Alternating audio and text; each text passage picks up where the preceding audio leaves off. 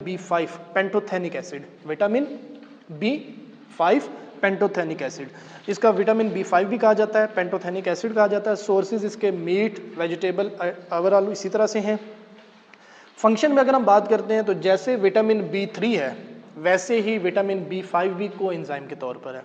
Vitamin B5 भी coenzyme के तौर पर एक्ट करता है। कोएंजाइम के तौर पे एक्ट करेगा तो ऑटोमेटिकली ये हमारी बॉडी की जो रेगुलेशन है और मेटाबॉलिज्म है उसको क्या करेगा, रेगुलेट करेगा इटसेल्फ।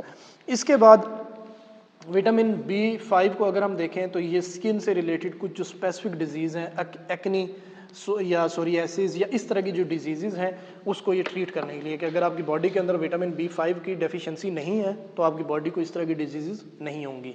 अगर आपकी बॉडी के अंदर इस तरह की डेफिशिएंसी होगी तो क्या होगा कि आपकी एक्नी है, सोरियासिस है, एक्जिमा है, इस तरह की जो डिजीज़ हैं वो आपकी स्किन के ऊपर आएंगी।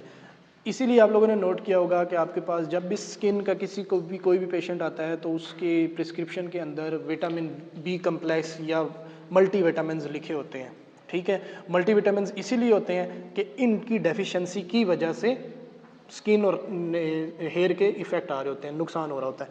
तो ये है, ठीक हो गया। और अगर इसकी डेफिशिएंसी की अगर हम बात करते हैं तो ओवरऑल क्योंकि ये कोएंजाइम के तौर पे एक्ट करता है तो आपकी बॉडी के जो मेजर सिस्टम है, गैस्ट्रो इंटेस्टाइनल सिस्टम है, नर्वस सिस्टम है, अगर ये डेफिशिएंसी होगी तो ये स्किन के ऊपर इफेक्ट आ रहा होगा, इसका मेजर गैस्ट्रो इंटेस्टाइनल सिस्टम के ऊपर इफेक्ट आएगा, नर्वस सिस्टम के ऊपर, नर्वस कोऑर्डिनेशन के ऊपर इसका इफेक्ट आ जाएगा।